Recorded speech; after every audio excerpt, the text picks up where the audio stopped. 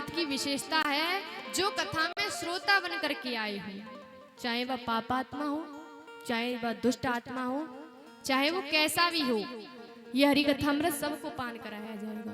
अब इस पांडाल में किसको क्या पता कौन कैसा है, कोई भक्त है, कोई कैसा है, किसी को कुछ नहीं पता, पर ये अमृत कथा सबको श्रवण कराई जाएगी।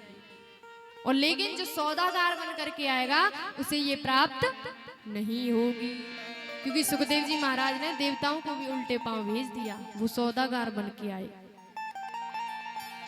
और जब स्वर्ग का अमृत पान करने से जीव मुक्त तो हो जाता है, लेकिन उसके पुण्य क्षीण होने लगते हैं।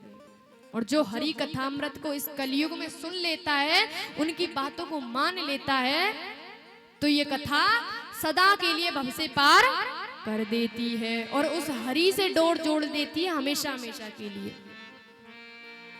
आज देवता अपनी स्वार्थ सिद्धि के लिए अमृत लेकर के आए। सुखदेव जी महाराज और परीक्षित जी को ठगने आए थे। अब तुम ही बताओ, जहां विष्णु रात जैसा श्रोता भक्ता और ब्रह्म रात जैसा श्रोता, भला उन्हें कौन ठग सकता है। जब अश्वत्थामा ने ब्रह्मास्त्र चलाया तो हमारे प्रभु ने स्वयं रक्षा करी परीक्षित की और दर्शन दिए। ऐसे ही सुखदेव जी महाराज के ऊपर आशीर्वाद दिया और कृपा की। तो ऐसे सुखदेव जी महाराज परम पिता को कौन ठग सकता है। आज सुखदेव जी महाराज ने देवताओं को कथामृत नहीं सुनाया, वंचित कर दिया, तो देवता अपने अपमान को लेकर के ब्रह्मा जी के पास गए और कहा कि सुखदेव जी महाराज ने हमें अमृत पान नहीं कराया, पान नहीं कराया। और पृथ्वी लोक पर मानव जीव सभी को आराम से, संत ऋषियों को आराम से कथा सुना रहे हैं और देवताओं को नहीं, ऐसा क्यों।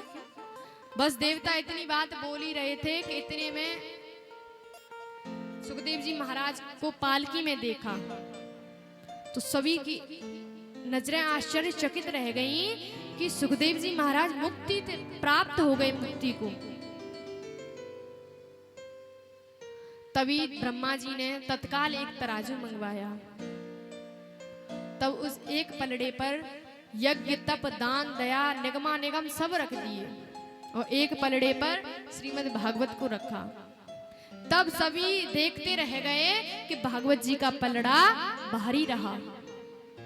बोलिए श्रीमद् भागवत महापुराण की जय हो।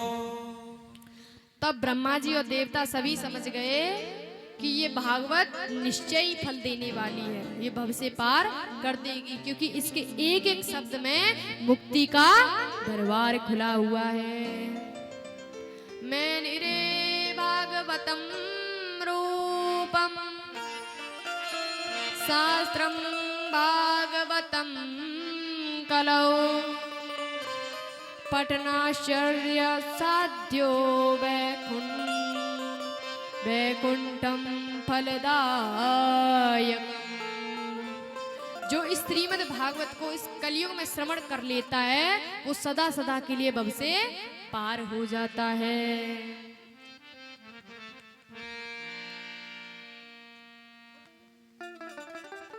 तब नारद जी ने कहा कि इस श्रीमद् भागवत श्रवण करने से इसका कुछ प्रमाण है, इससे क्या प्राप्त होगा। मैं आपका कुछ प्रमाण है इस चीज का कि हम इसे सुने और इससे हमें ये चीज प्राप्त होगी।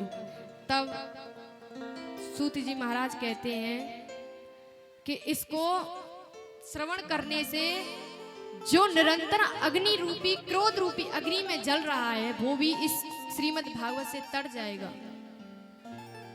और जो अपने शरीर को भी छोड़ गया, वो बिल्कुल पाप लिप्त हो गया, वो प्रेत आत्माओं में घूम रहा है, वो भी इससे मुक्त हो जाएगा श्रीमद् भागवत महापुराण सुनने से। तो उन्होंने